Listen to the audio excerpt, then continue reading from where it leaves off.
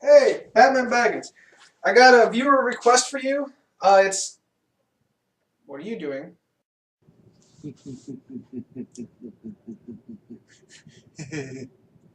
No, it can't be that time. No, no, we can't.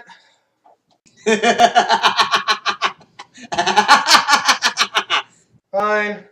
Go ahead, do your thing. I'll see you later.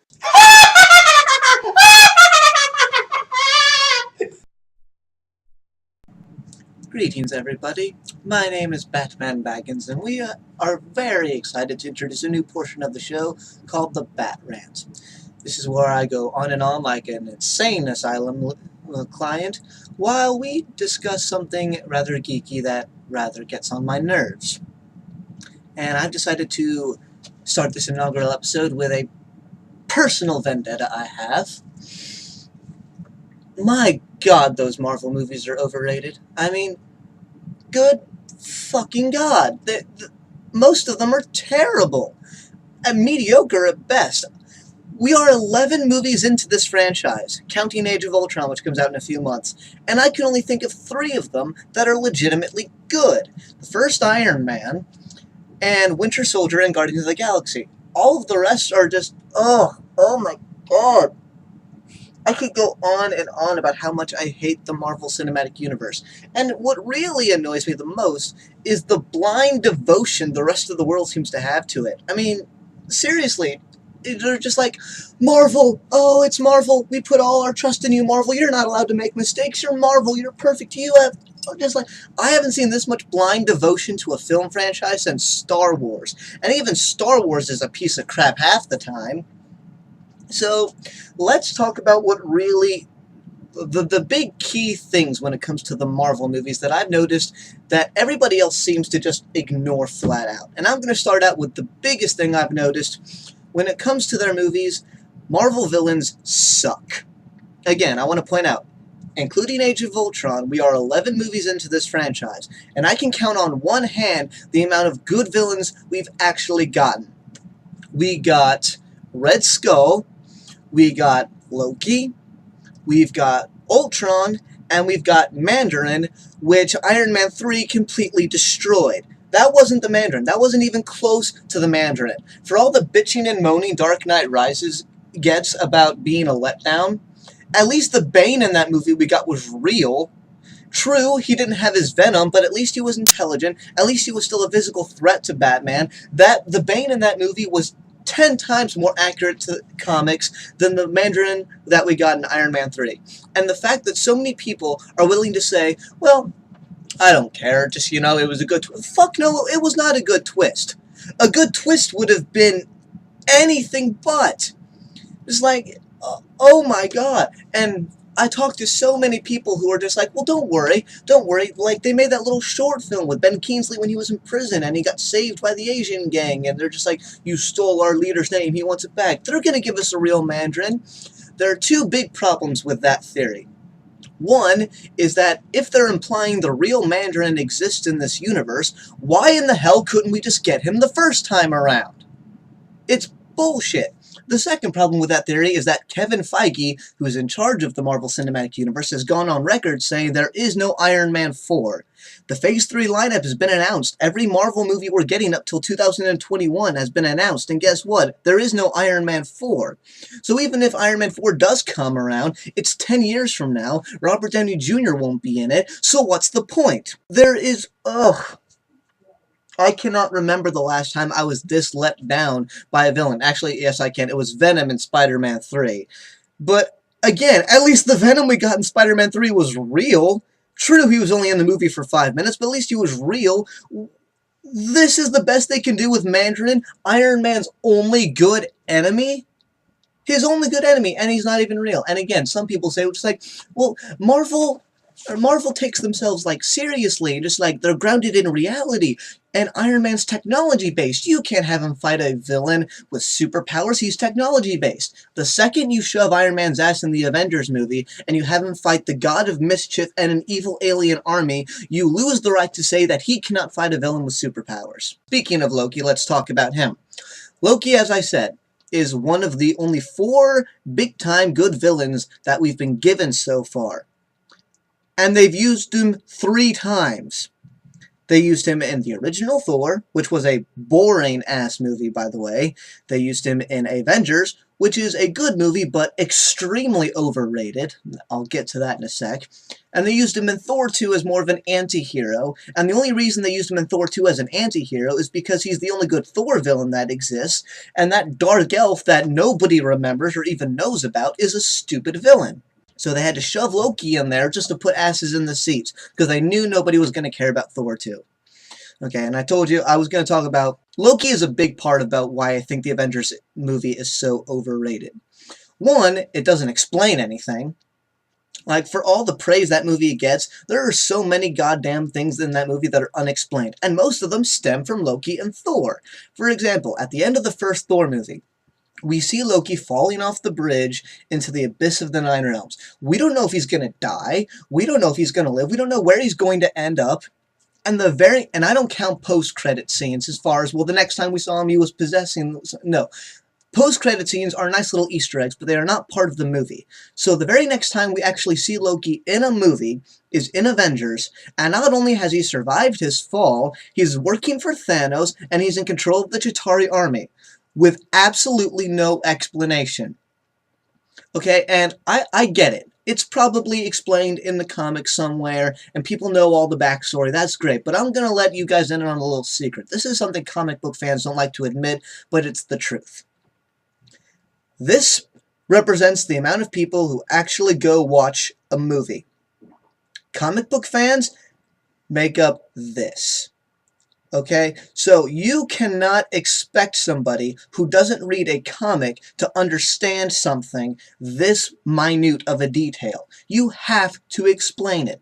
And there is no explanation for why Loki is alive and why he's in charge of the alien army. None. We're just supposed to accept it. The second thing that is not explained is that, again, at the end of the Thor movie, the Rainbow Bridge gets destroyed. And we are told, this bridge is destroyed, you will never get back to Earth. You can never find your beautiful Natalie Portman, and just like you're doomed, and just like you'll never see her again. Very next time we see Thor is in the Avengers movie, and he's on Earth chasing down Loki. Thanks for the explanation.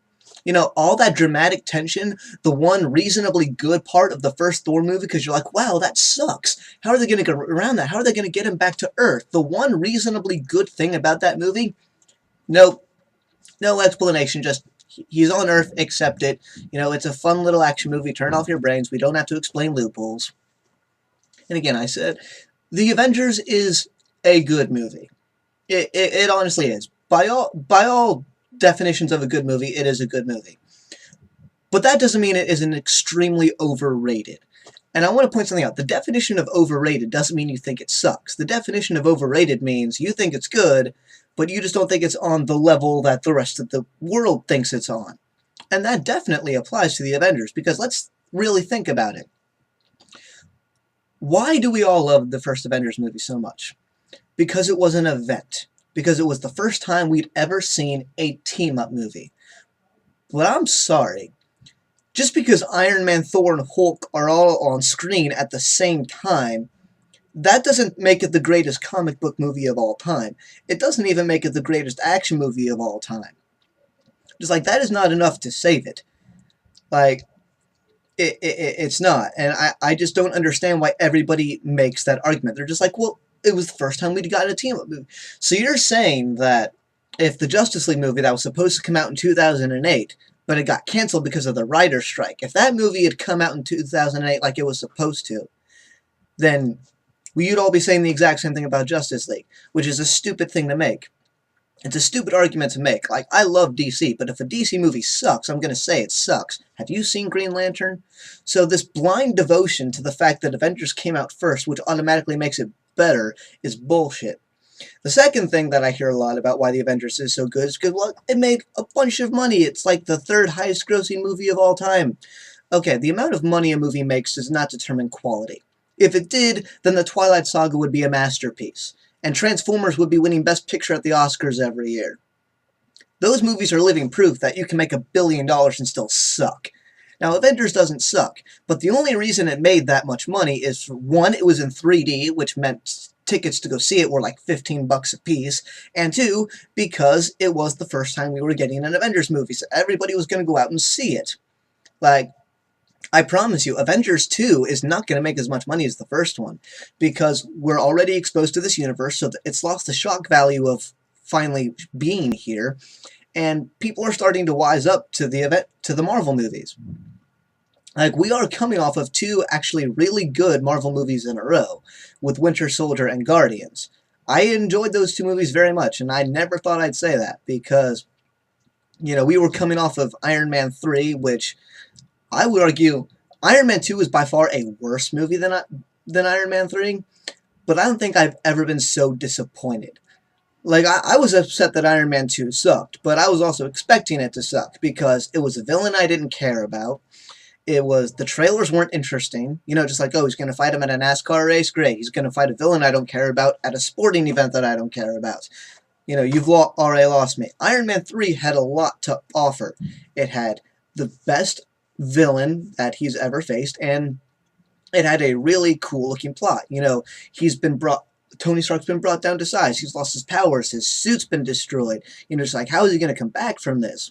So, Iron Man 3 is the biggest disappointment I've felt in a movie in a long time. So, Winter Soldier had a lot of work to do if it wanted to get me back on it in its good graces, and it did. Winter Soldier was amazing. Guardians was hilarious, and I think the reason I liked Guardians as much as I did was because it didn't feel like a superhero movie. It felt like a space opera and a fantasy. Now, Ronan the Accuser is a boring villain. He really was. But the movie itself was hilarious. Rocket Raccoon sold me. I fell in love with Groot like everybody else. So that's fine. So Age of Ultron, it's got a lot going for it, in my opinion, right now. It's got a villain I care about. I'm a sucker for evil robots. And it's got two really good movies in a row, so I'm starting to have some hope again in the Marvel Universe. And it's got a darker, grittier tone, which, I told you before, I like DC, so, I like a dark, gritty tone when it comes to my superhero movies. But I just don't understand why there are so many legit problems with the Marvel movies that nobody wants to address. And again, Loki is a good villain, but he's, at the same time, a very pathetic villain. And what I mean by that is he's got an amazing backstory. Like, his backstory is worthy of a Shakespeare play, which is something I noticed because Kenneth Branagh directed the first Thor movie. If you don't know who Kenneth Branagh is, if you've seen the second Harry Potter movie, he's Professor Lockhart. Yeah, that guy directed the first Thor movie. He's very famous for working in Shakespeare, and he said the reason he agreed to direct the first Thor was because he said he saw a lot of Shakespeare potential in these characters, and I can understand why. But just because Loki has a great backstory, it doesn't mean he's not really all that powerful. He's very pathetic. I mean, how pathetic of a villain do you have to be to get your ass handed to you by Hawkeye? Yeah, you all know what I'm talking about.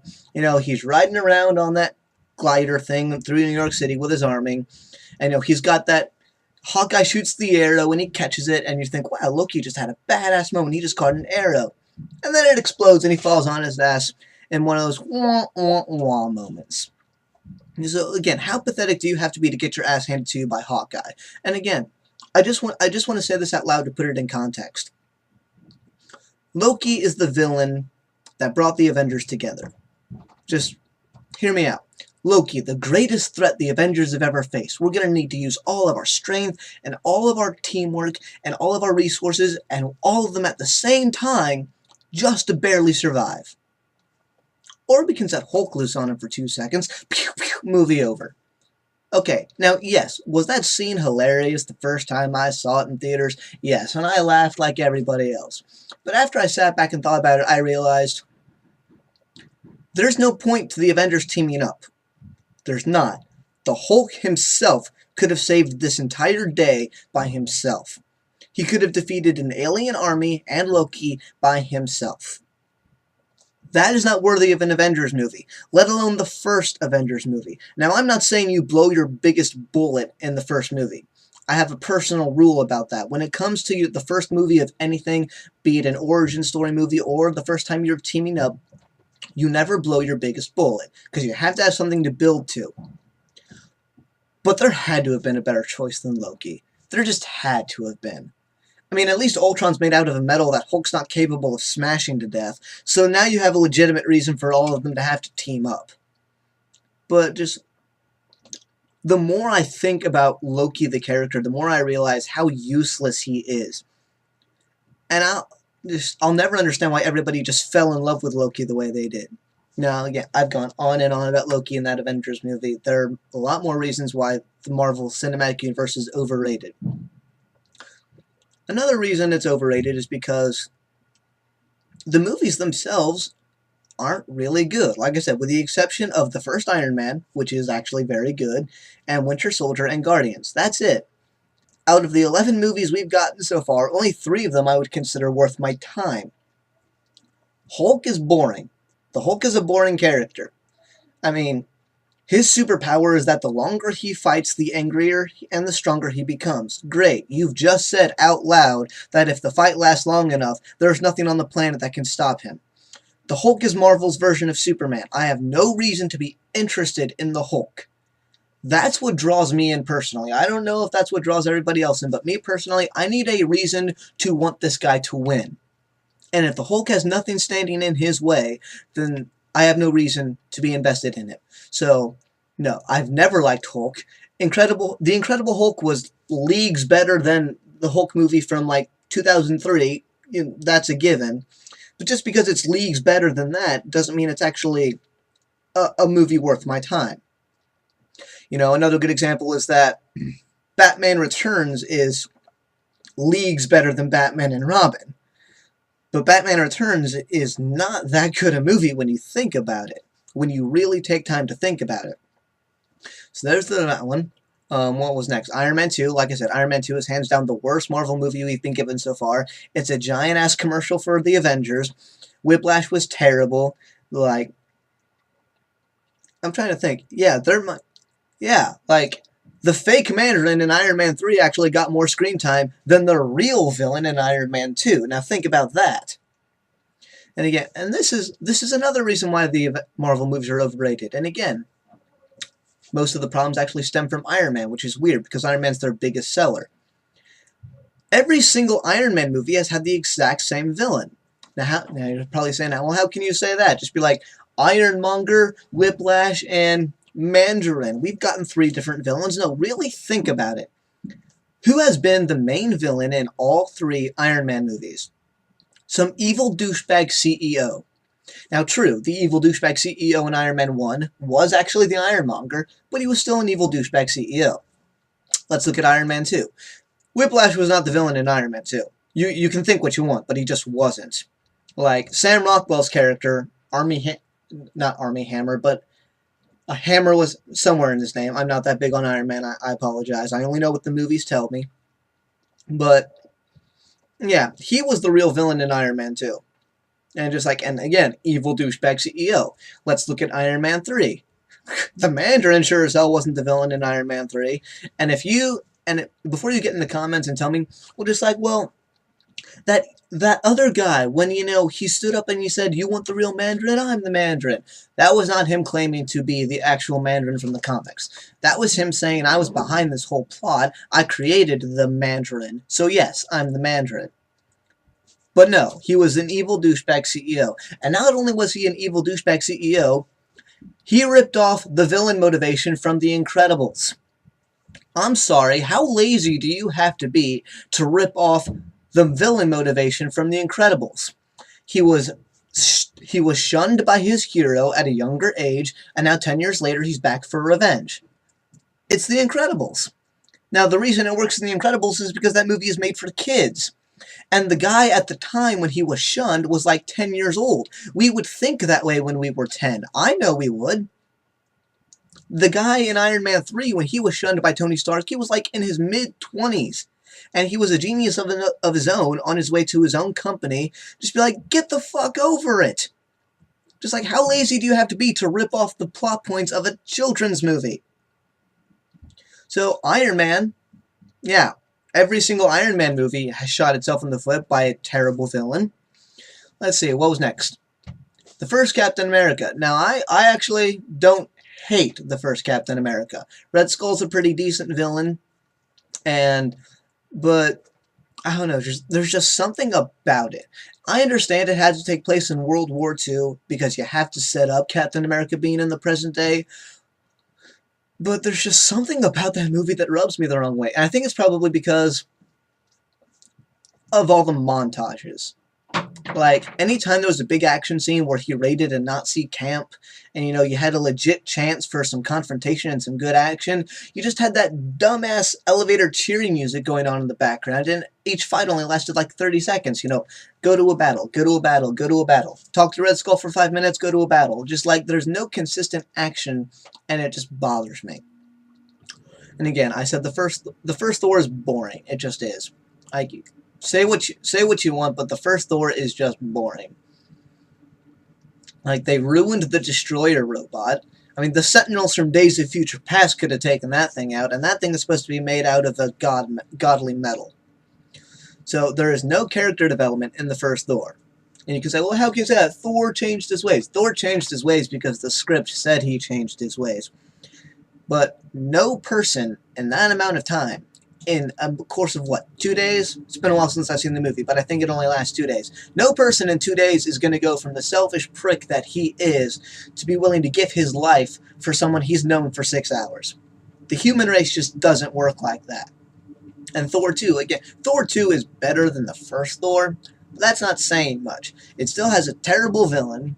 It still has, the action's good, but that's because there actually is action. The first Thor has absolutely no action in it, aside from the first 10 minutes when he's battling the ice giants. So, I know, I've ranted and raved about why these movies bother me so much. Just be like I said, we're riding a good streak. Winter Soldier, Guardians, I have a lot of hope for Age of Ultron. The trailers look good, but please help me understand why the rest of the world just bows before Marvel the way they do. And at the same time, please explain to me why, just because Marvel's got a 10-movie head start on DC, that doesn't mean DC sucks. There's a legit reason why DC is just now getting their movies going. Like I said, in 2008, they almost had a Justice League movie ready to go, and then the writer's strike happened and it killed it. So they couldn't get that movie made. And then they tried again, but the problem was Christopher Nolan's Batman wasn't allowed to be in a universe with superpowers. So they had to say, well, crap, we have to wait until Christopher Nolan is done with his Batman movies. Well, in 2012, the final Batman movie came out. They were finally ready to go, and guess what came out the very next year? Man of Steel, step 1 in their Justice League universe. DC is not behind in the game. They just had no choice but to wait as long as they did. So, stop giving DC crap for not having Justice League out, and stop giving Marvel nothing but praise for having everything they have, because everything they have is at best mediocre. So that's my 2 cents on the Avengers movies, and if Age of Ultron comes out, and it's amazing and I love it, and that's 3 movies in a row that I've actually liked from Marvel, then I'll get on camera and I'll say, you know what, maybe Marvel's got the right idea, but if Age of Ultron's not going to suck. Like, it's going to have to try really hard to actually suck. But if Age of Ultron, in my opinion, is only mediocre, then hopefully a lot of people start opening up their eyes to saying, you know what, maybe Marvel isn't Jesus Christ come to save us. Maybe it's just a mortal man with wounds like everybody else. But that's my 2 cents, and God, ugh. Marvel's overrated, that's all I can say. So I'm Batmanbaggins, and I'll see you next week when I tell you why Star Wars is also overrated.